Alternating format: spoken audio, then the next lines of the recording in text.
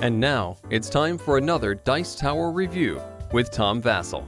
Hey folks, I'm Tom Vasel, and today we're taking a look at an expansion for Marvel United, the Guardians of the Galaxy Remix. This has the Guardians of the Galaxy, well, everyone except Drax and Nebula.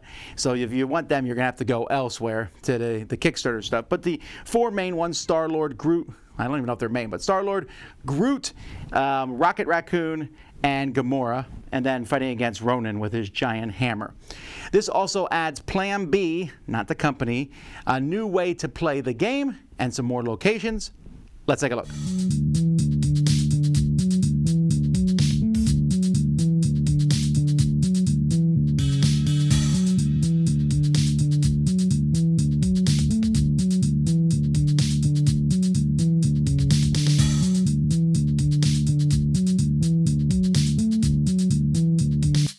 Okay, so here's the box that everything comes inside, and we're going to take a look at the extra stuff. So first of all, this has the best little extra thing.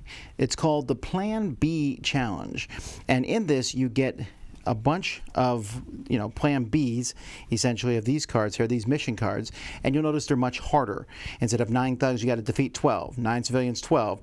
Instead of 4 threats, all 6. They're harder to do. But the benefit is, if you do all 3, you win. Now that's tricky. I think the thugs and the civilians are possible. Doing all 6 threats, that might require some amount of work. And in fact, against some of the villains, it might be really tricky to do that. But I like this. You don't have to play with this, but it's a nice way to play. Yes, your initial start will be more difficult, but on the way, that's better. There's also some new locations here. So here you can discard a card from your hand to place a token from the pool on any threat card. I mean, you're giving up a life to do that. Here, it gives you a token.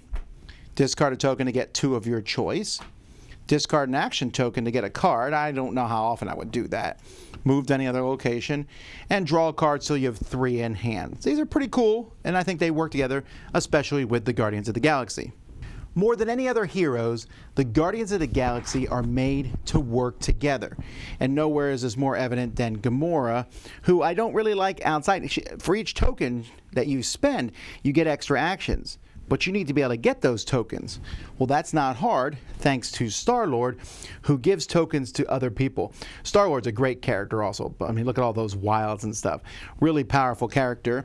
Rocket has a chance to, you can gain a token, or you can use your tokens twice. If you get a bunch of tokens, that could be really powerful. So he's neat to have. And Groot has the most special cards in the game.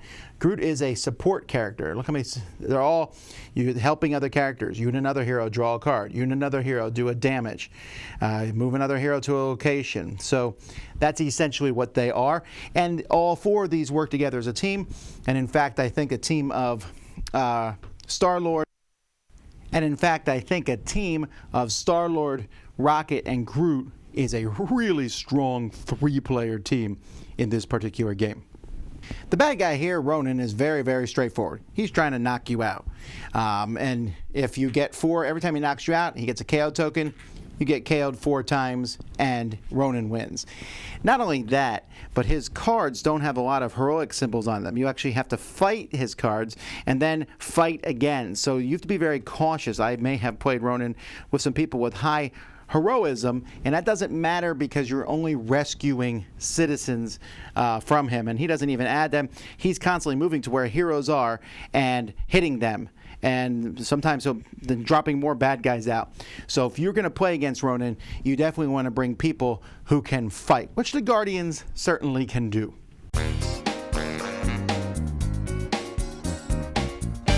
I really like this. This is one of my favorite of the expansions, partially because I like the characters. I like that they work together as a team.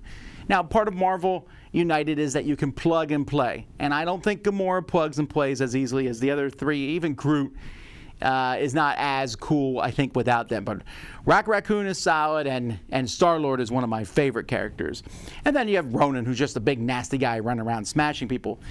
I don't normally like the little things they've been sticking in these expansions to add something extra to the game. Usually they just are ways to make the game harder. Plan B makes the game a little harder, but then gives you that optional insta win. That's neat. I've tried it. I have not yet succeeded getting the insta-win, but the idea that it's there, that tantalizing, extra way to play, that's cool. And some great locations. If you're a fan of the Guardians of the Galaxy, you'll really like this, and I think the unifying theme of this one really helps make this a solid set to get. Dice Tower Judgment, excellent!